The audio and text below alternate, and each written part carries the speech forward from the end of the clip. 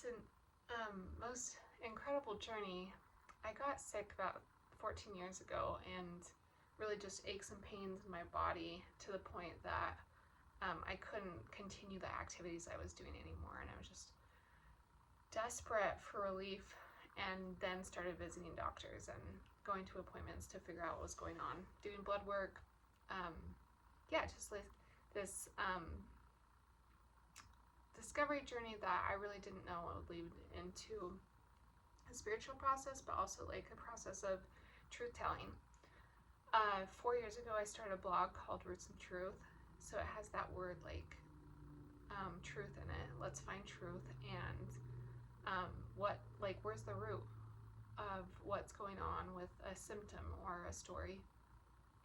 Like, why is this story of psychological harm perpetuating itself and never completing its cycle?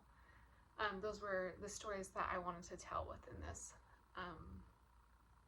this space, this beautiful space that was created online. So I'll link a blog post in the description below.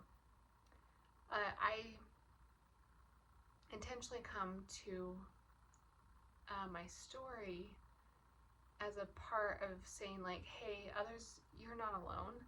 And within telling story, there will be an immense amount of grief, because there's adaptations we make as in childhood or as a child that's saying like, this is a norm, and I'm going to accept that this is a norm, and this is just the way things are supposed to be. And through a true holistic healing process, you have to start naming like dysfunctions that happened, or ruptures that happened, or things that now you're observing the world like, this isn't resonating with me, or this isn't working for me anymore. And you have to name those things, and then once you name them, the whole system goes, oh, I didn't know that I received that type of care as a child. And if it was negative impacting, then that's the point where we in some ways like retreat and go back into our bodies and take time to rest and have sadness. And in some ways we release anger and tears. There's a process of grief that takes like an activation process in the body, and also a pullback, and a state where you're just like, I don't have any energy to give except to my body right now.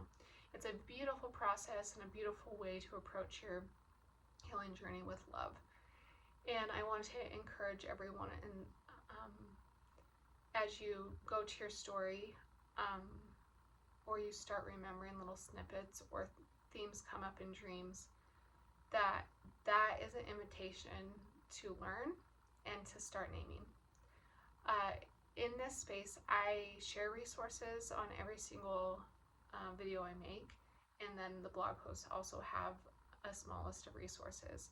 So you're going to like a source that can help name dysfunction through your past, and it can also hopefully feel safe, because I weeded out like some of the controlling